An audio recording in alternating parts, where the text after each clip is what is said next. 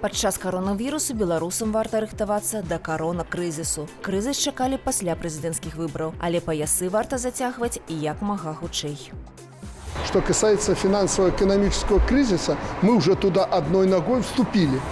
Нас падкасілі нафта, расійскі рубель і вірус. Нават без іх аптымісты чакалі росту ВУ паводле вынікаў года не больш за 1-2%. Але спачатку не ўдалося дамовіцца аб нафце з Расіяй. Без всего остального была надежда, что после первого квартала, возможно, если объемы поставки нефти возрастут, что ситуацию в целом удастся как-то стабилизировать и выйти на рост где-то, возможно, чуть-чуть больше нуля. Але ж тут здарылася вайна коштаў на нафту. Ваюе Расія, а курс валюты расце ў нас. Наша эканоміка занадта прывязаная да расійскага рынку, таму наш рубель будзе абясцэньвацца ўслед за расійскім. Тыя, хто трымае грошы на дэпазітах у рублях, адразу ж затурбаваліся. Дрова ў пекла падкінуў і коронавірус. Шок, как говорят экономисты, со стороны предложения, то есть перебои в производстве, в цепочках поставок, и, соответственно, фирмы многие не понимают, как им себя вести, сколько эта ситуация продлится. Ну и если фирмы не производят, естественно, они не нуждаются в работниках. Нават пры самым аптымістычным развіцці сітуацыі, калі з вірусам свет разбярэцца да траўня, эканоміка будзе аднаўляцца да канца года. Цяжка ўявіць, што будзе, калі эпідэмія зацягнецца. Рубель ужо прасядае, але гэта не самае горшае, што нас чакае. А вот снижение реальных доходов, снижение выпуска, вот это то, что отразится на всех и каждом. Повторюсь, это для каждого проявления заработной платы занятости. Няма працы, няма грошай. Кампаніям няма з чаго плаціць нават падаткі, не тое, што заробкі. Беларусь рызыкуе масавымі банкрутствамі прадпрыемстваў і рэзкім ростам беспрацоўя. Без працы можа застацца каля 1 мільёна чалавек. Если их в данной ситуации неким образом не поддержать, не рассрочить им налоги, как говорится, не рассрочить им возможность выплаты людям причитающихся возвратов, то они объявятся банкротами, и кому от этого будет легче. У розных краінах цяпер па-рознаму дапамагаюць сваім грамадзянам. Напрыклад, грамадзянам ЗША выплацяць ад $1000. Маскоўскія пенсіянеры атрымалі $50. На расійскіх дзяцей да 3 гадоў 3 месяцы будуць выплачваць $64. У Італіі ды Славаччыне бацькам пакрываюць паслугі нянек да €600. Гэта каля $650 у эквіваленце. У Беларусі працаўнікоў ужо адпраўляюць адпачынак за свой кошт. Хто меў здзельную аплату працы, не зарабляе. Абвяшчэнне агульнага каранціну з захаваннем заробку бюджэт проста не пацягне. Павінна наймальнікі падумаць, якім чынам, мабыць, гэта як вымушаны прастой плаціць тым, якім не могуць.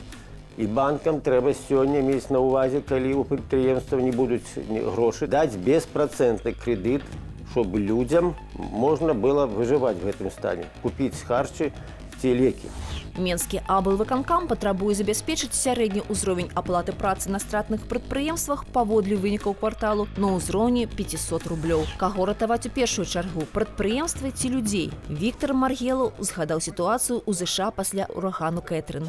И прежде всего американское правительство сказало: давайте поможем предприятиям, потому что это работа. Запустятся предприятия, у людей будет заработок, и они будут дальше работать. Был второй вариант – выплатить людям компенсацию, а предприятиям не помогать. Но это единоразовый вариант. Нагадаем, што наймальнік не мае права прымусова выправіць работніка ў адпачынак за свой кошт. Паводле згоды бакоў, работнік можа сысці ў сацыяльны адпачынак, але не больш як на 30 дзён за год. Безумоўна, трэба рыхтавацца аб тым, што эканоміка дасць збой, але ж я лічу, што гэта будзе тэрмінова. Мы павінны ўсё роўна далей пройдзе гэты вірус, жыць і паступова зноў вяртацца на звычайнае русла. Эканамісты ўзгадваюць, што сітуацыя, найбольш падобная да цяперашняй, была ў сярэдзіне 70-х, калі здарыўся нафтавы крызіс. Тады краінам прыйшлося перабудоўваць свае эканомікі ды прыстасоўвацца да новых умоваў ажно 5 гадоў. Сейчас наступает момент истины. Либо мы на самом деле соберемся, сделаем дееспособную стратегию страны, либо, по сути дела, у нас других вариантов нету, мы потеряем наши предприятия. І хіба што гэта апошні шанец. А простым беларусам тым часам варта рыхтавацца да далейшага зніжэння заробкаў і масавага беспрацоўя. Дзяржаўныя прафсаюзы рабочых не баяцца. Яны баяцца роботаў. Завез на приемный пункт целых 86 килограмм. Я заработал 3 рубля на этом. Я говорю, так у меня остается только 150 рублей на жизнь. а как я буду жить? Она сказала, что я сделаю, это такой у нас закон. Вядомы фантаст Герберт Уэллс назваў некалі арганізатара бальшавіцкай рэвалюцыі Владзіміра Леніна крамлёўскім летуценнікам. І сярод нас жывуць аматары грандыёзных планаў. Напрыклад, рынак працы пасля татальнай лічбавізацыі, як называе тое Белта, абмяркоўвалі афіцыйныя прафсаюзы. Нібыта на ім будзе нешта не тое, што зараз. Пра гэнае дзіва пагаворым у рубрыцы «Шалёныя грошы». На жывой мове гэтак званая татальная лічбавізацыя ёсць нічым іншым, як пераводам кожнага паведамлення, словаў, гукаў, малюнкаў у форму, даступную для апрацоўкі на кампутар. Кампутары серыйна пачалі вырабляць у Менску 60 год таму. Зрабілі 4000 вялікіх вылічальных машын Мінск. 70% кампутарнага парку СССР на той час. Зараз тэлефон у кішэні палявода ці дворніка магутней у 100 разоў за той Мінск. І што? І мы зрабіліся прастое Сінгапурам, Японіяй ці там якім Тайванем. Ага, хіба што па размовах па мабільным тэлефоне. Так, тут мы з імі сапраўды ў адной групе. У тым далёкім Сінгапуры сярэдні заробак за год складае 140 000 доляраў.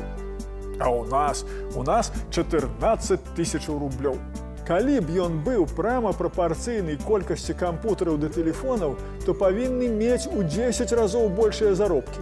Але заробак не ад інструменту залежыць, а ад майстра. А яшчэ болей, чым ад майстра, ён залежыць ад начальніка, который камандуе тым майстрам.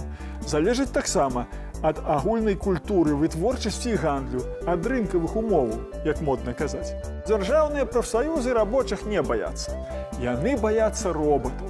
Заўчасна, як вынікае з нашага графіку. У нас 20 тых робатаў на 10 000 прамысловых работнікаў. А ў Паўднёвай Карэі іх 720. І, як бачыце, жывыя і здаровыя. Як будзе ў нас 720, пачнём хвалявацца разам з прафсаюзам. Мы ж пакуль што такія лічбавізатары, што саміх сябе за год пералічыць не ў стане. Памятаеце, быў такі перапіс насельніцтва? Не забыліся? А чаму так? Бо бачыце, 25 000 новых працоўных месцаў, сучасных, з аплатаю вышэй за сярэднюю па краіне ствараюць. Усяго толькі за год. Цікава, колькі з іх чыноўніцкія? Некалі мяне малога татка ў Менск узяў. Паказаў Міністэрства сельскай гаспадаркі і кажа, іх там 300 чалавек сядзіць. Цяпер і лічбы не знойдзеш. Ну, хіба 1002, карацей.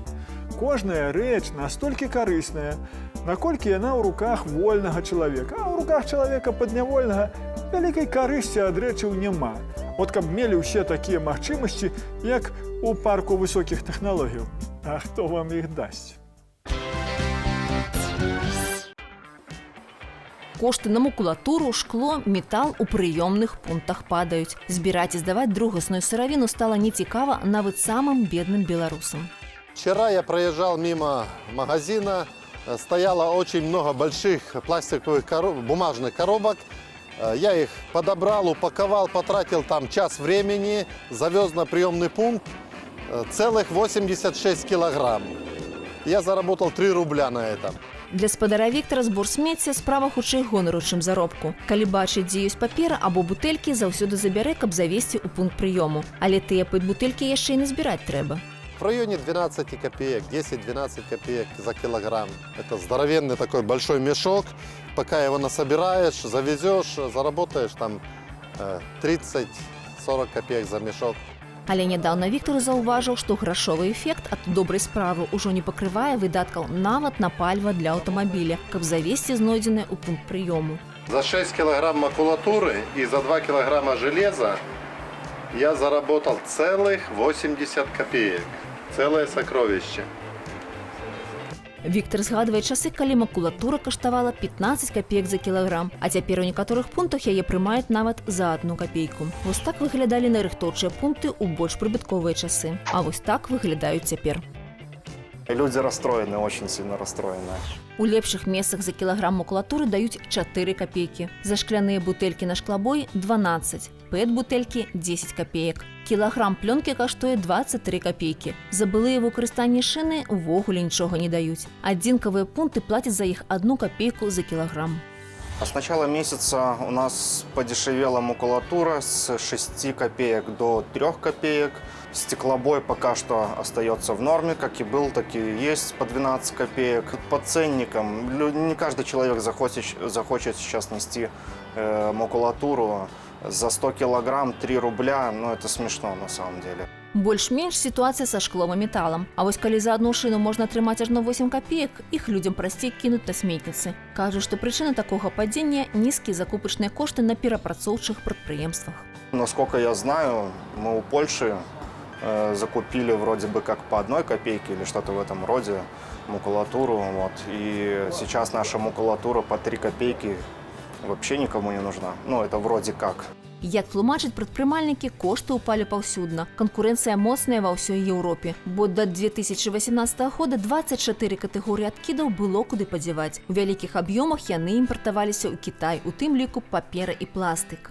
Но поэтапно Китай отказался забирать отходы от Европейского Союза и Штатов. Это в том числе подтолкнуло Европейский Союз более ускоренно принимать меры по циркулярному использованию отходов и уменьшению их производства. Гэта быў шок для рынку, бо ў тых жа аб'ёмах адкіды цяпер няма куды падзець. І цяпер рынак спрабуе перабудавацца, скараціць адкіды і выкарыстоўваць іх інакш. Напрыклад, Еўропа абвесціла сваю пластыкавую стратэгію. Тым жа шляхам пайшла і Беларусь. Прямо после того, как Европейский Союз принимает свою стратегию в начале 2019 года, буквально через несколько месяцев у нас выходит директива президента номер 7 об уменьшении использования пластика и замены его на более экологичные альтернативы. Паступова адмаўляцца ад пластика мы пачнем з наступнага года, бо толькі 35% адкідаў пластика, якія ў нас утвараліся, збіраюцца і перапрацоўваюцца. Са шклом і паперай гэты паказнік 70-80%. Может быть, введение депозитно-залоговой системы будет мотивировать людей в большей степени отдавать сырье на переработку, потому что 20 копеек за бутылку, которая уже включена в стоимость напитка, и вы просто ее можете вернуть, эту стоимость, если вернете бутылку. Першы тарамат з'явіўся ў адным з гандлёвых цэнтраў Менску. Ён прымае пэт-бутэлькі ды алюмініевыя банкі. За іх можна атрымаць купон на зніжку ў супермаркеце ад 1 до 3%. Але цалкам дэпазітна-закладальную сістэму ўвядуць у найлепшым выпадку цягам 2 гадоў.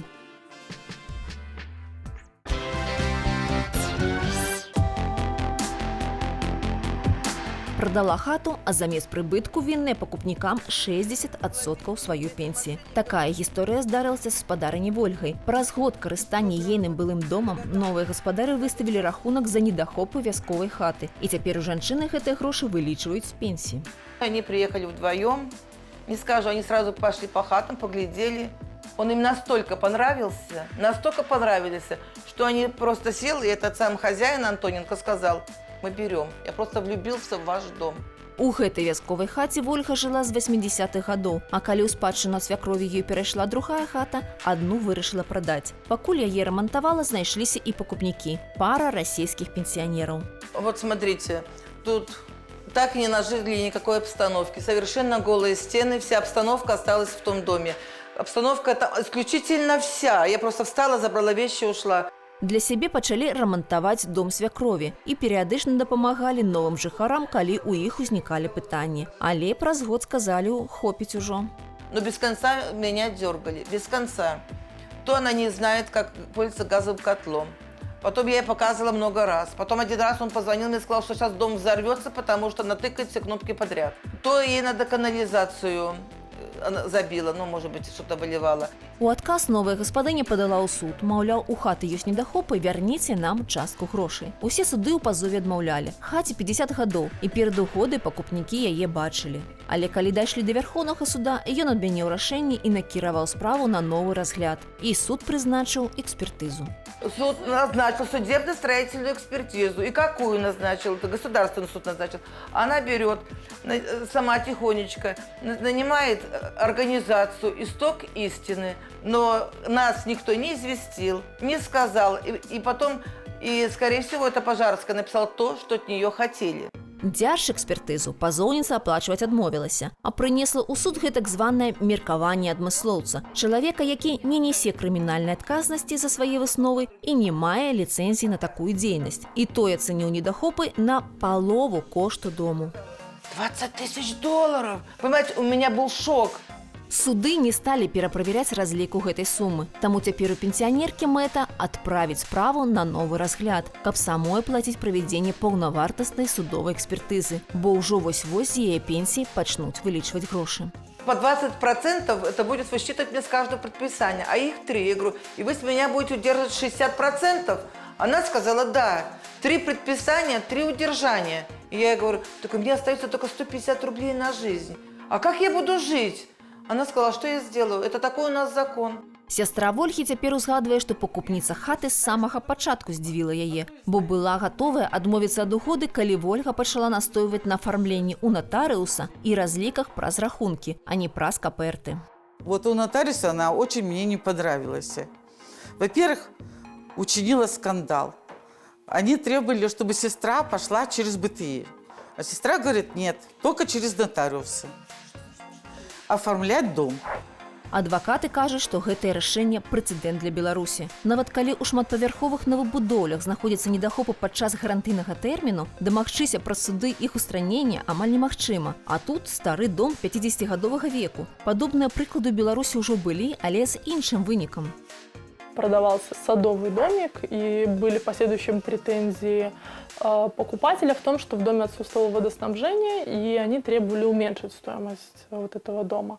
Однако суд отказал, поскольку это явная характеристика дома. Адвакат прызнае, што меркаванне адмыслоўца суд можа прымаць да ўвагі, але экспертная выснова ўсё ж мае большую вагу. Таму суму налічаных выплатаў трэба пералічваць, і яна можа істотна змяніцца.